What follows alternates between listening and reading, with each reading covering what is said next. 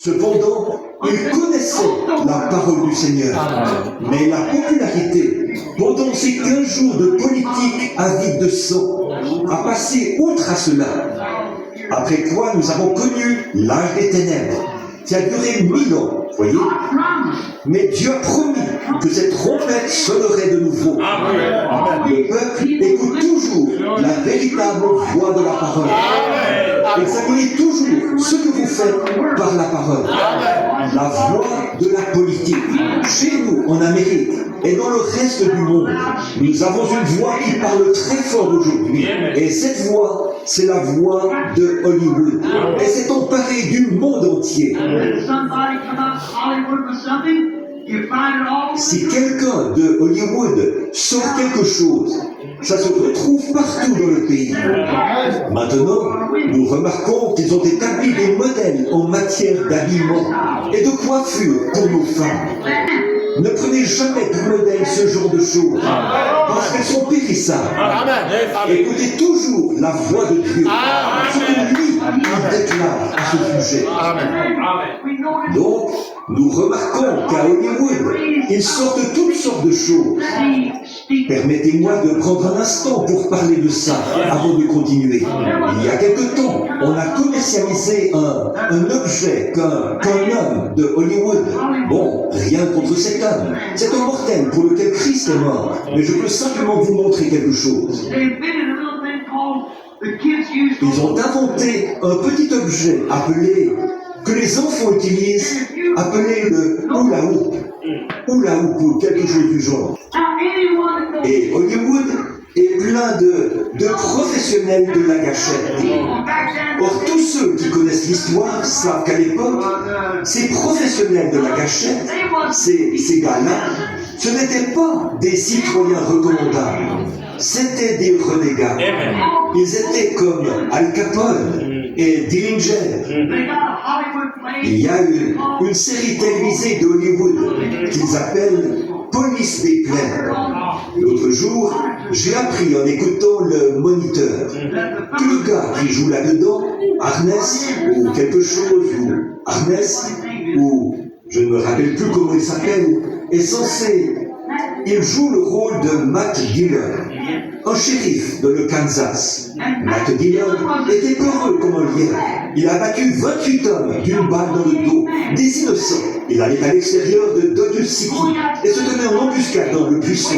Quand un homme approchait, on l'avait appelé auparavant pour lui signaler qu'un certain malfaiteur allait passer dans la ville. Alors il restait caché et quand ce dernier arrivait, il lui tirait une balle dans le dos. God that comes down, why it's absolutely glorifying sin. Et le voilà qui rentre comme un héros. Eh bien ça, c'est glorifier le péché. Absolument. Mais les petits-enfants de notre pays peuvent vous en dire plus au sujet de Matt Dillon qu'au sujet de Jésus-Christ. Les magasins d'articles à petit prix et le rayon des vêtements sont pleins de petites armes jouets et de petits chapeaux qu'on peut acheter partout. Il n'y a pas de mal à porter ça, mais j'attire simplement votre attention, voyez-vous. Alors, le monde du commerce profite de ce genre de choses pour se faire des millions de dollars. Nous avons ce que nous appelons la Saint-Patrice. Nous avons ce que nous appelons des fêtes religieuses. Et le monde du commerce en profite pour se faire des millions de dollars. La fête des mères, c'est des bouquets de fleurs. Pourtant, chaque jour devrait être un jour où on honore sa mère. Si elle est âgée et qu'elle est quelque part, allez la voir. Ça vaudra plus que toutes les fleurs que vous pourriez nous donner pour que ce soit beau. Voyez, mais ils en profitent. C'est une voie. Et nous fusionnons avec cela. Ce n'est vraiment pas bien. Mais que peut-on y faire? Voyez, nous sommes juste. J'essaie de mettre en évidence un fait, de vous dire quelque chose, ce que je crois. La voix se fait rare, la voix de Dieu.